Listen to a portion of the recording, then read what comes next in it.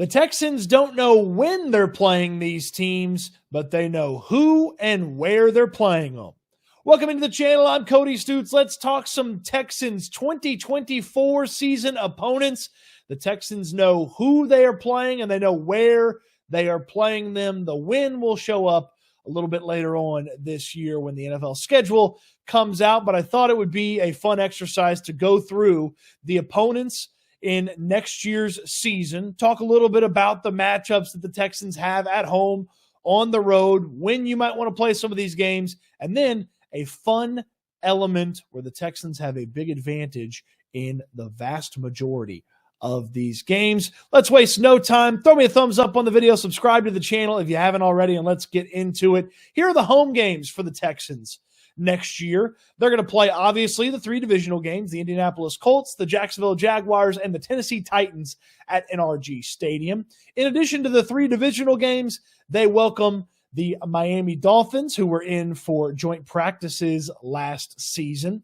The Baltimore Ravens, looking for a little revenge against the Ravens. Hopefully Bobby Sloak will be able to draw up a play that will actually score a touchdown against Baltimore's defense. The Detroit Lions, those Lions that are really close to playing in a Super Bowl, could be coming to town. The Buffalo Bills and Josh Allen will make their return to Houston. Remember that playoff game back in the day where Allen kind of handed things to Deshaun Watson. They took care of business and finished off the Bills in the playoffs. Yeah, I try to forget the Deshaun Watson era myself. And then the Chicago Bears with maybe the number one overall pick at quarterback coming with them. And if not, it could be Justin Fields. So looking at these home games, you've got four teams that made the playoffs this past season that are coming to NRG Stadium next year. That's the Miami Dolphins, the Baltimore Ravens, the Detroit Lions, and the Buffalo Bills.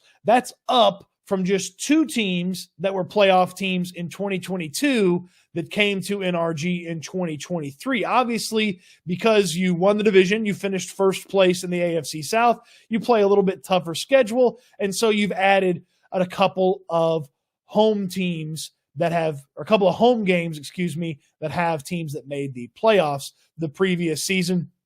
And just taking a little gander at this schedule, obviously we know about the divisional games, and it feels like those are bookended at the front and the back of the schedule. So the middle of the year, avoiding a trip to Baltimore, avoiding a trip to Buffalo and Chicago, which are nasty weather situations, and those teams are coming to NRG Stadium. That's certainly a big positive for the home portion of the schedule. But I really want to talk a lot more about the road portion of this schedule. The road games for the Texans in this matchup are a lot of fun. Obviously, you know about the three divisional games, the Colts, the Jaguars, and the Tennessee Titans. But Houston will go on the road to play Patrick Mahomes, Taylor Swift, Travis Kelce, and the Kansas City Chiefs. The Green Bay Packers welcome the Texans to Lambeau Field.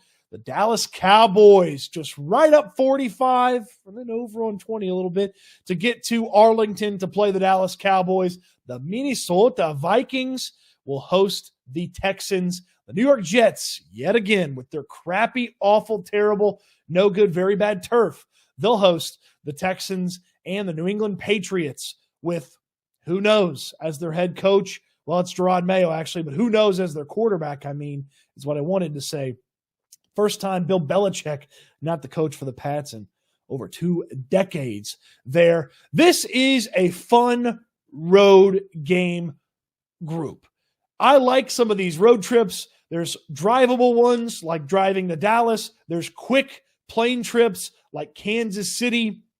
There's trips that'll be good in the city and good for the game because it's cold weather. Doesn't matter when you play it because it's inside, like Minnesota, an underrated town in this fine country of ours. And then if you didn't get to go to the Jets game this past year, there's a chance to go to the Jets. I wouldn't recommend going to New England. It's a pain in the butt to get to where the Patriots play. It's not near Boston.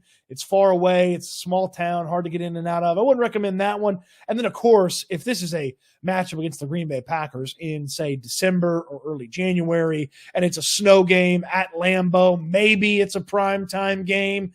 There's a lot to like about snow in Lambeau. And we talked about the playoff teams from 2022 that hosted the Texans in 2023. It's the same number this year. Last year, the Jags, the Bengals, and the Ravens hosted the Texans. This year, the Chiefs, the Cowboys, and the Packers were playoff teams that are going to host the Texans in 2024. So overall, 7 teams that made the playoffs the previous year. For this year, that's up 2 from last year. Those 2 extra ones, those are home games. This is just road matchups here for the Texans in this one. So just a couple of extra ones. Obviously, when you look at this, you don't want to play New York when it's cold. You'd prefer not to play New England when it's cold. Kansas City, I'd like to catch them a little bit earlier in the season. It feels like the Chiefs have a lot more early season struggles than they do late season struggles. But when you think about these matchups, it's a pretty good slate. Obviously, Tennessee is going to be outside, so hopefully that's a little bit earlier in the season. It was late this year, so maybe the schedule makers will flip that. Jacksonville's always warm-ish, and then the Colts are inside. The Vikings are inside. We mentioned that. Doesn't matter when you play Dallas. I don't want that to be Thanksgiving. There's certainly a possibility that that is the Thanksgiving matchup. I don't want that to be Thanksgiving, but if it is, my oh my, what a Merry Thanksgiving we would all have watching the Texans and the Cowboys square off. So those are the opponents.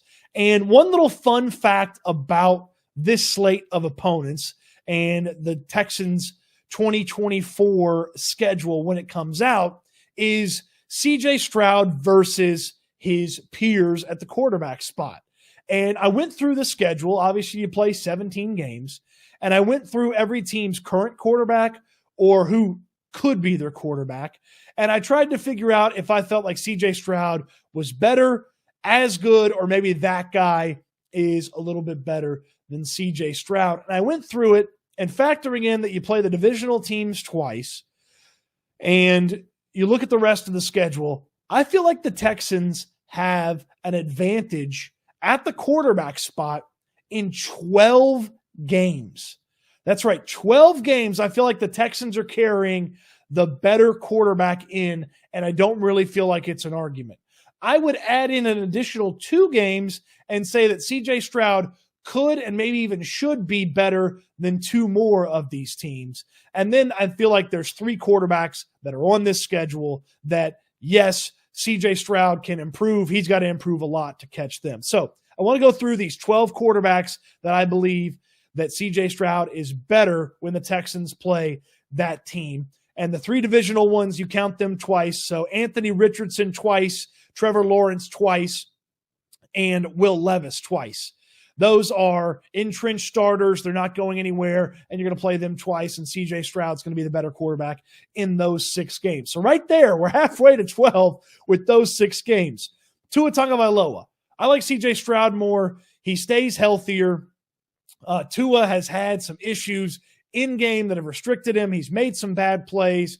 I'm not even 100% sure Miami's going to have him as their quarterback, but even if they do, I like CJ Stroud more than Tua. Jared Goff. I like CJ Stroud more than Jared Goff. Goff's been up and down a couple of times in his career. He's playing really good football right now, so it's a lot closer than it would have been, say, 6 weeks ago, 8 weeks ago. But I like CJ Stroud more than Jared Goff. Justin Fields or Caleb Williams, the USC quarterback who could go number 1 overall. Stroud's better than both those guys. Williams maybe one day could be better than Stroud. I know a lot of folks were hoping that the Texans, if they didn't take a quarterback in the 2023 draft, they'd end up with Caleb Williams in 2024. Don't have to worry about that now because you got CJ Stroud. So Fields or Caleb Williams, Stroud's better. Whoever the Patriots play at quarterback, Stroud's better. Jordan Love, this one's a lot closer than it would have been at the beginning of the season or even the middle of the season. Love came on strong there at the back end of the season. It's close. I'm still taking CJ Stroud. And then Kirk Cousins, who I assume is going to be the Vikings quarterback, but if it's not Kirk Cousins, there's not really a legitimate upgrade that the Vikings can make that puts them past CJ Stroud at the quarterback spot. So those 12 quarterbacks and quarterback situations, I feel like Stroud is for sure better than those 12 situations. I would go on to say that there's 2 really debatable ones. I have no idea what Aaron Rodgers is when he's healthy and gets back with this Jets team.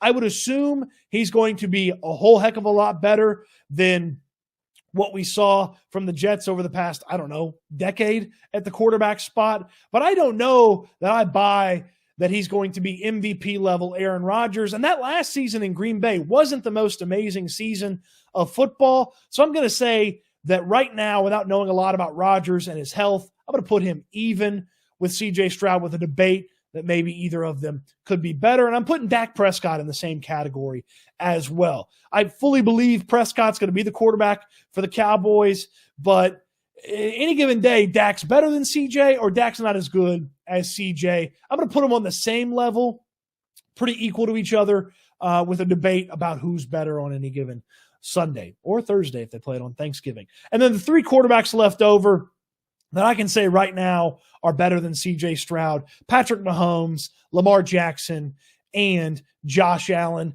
And I would say in that order: Mahomes, Jackson, and Allen. That's who I like.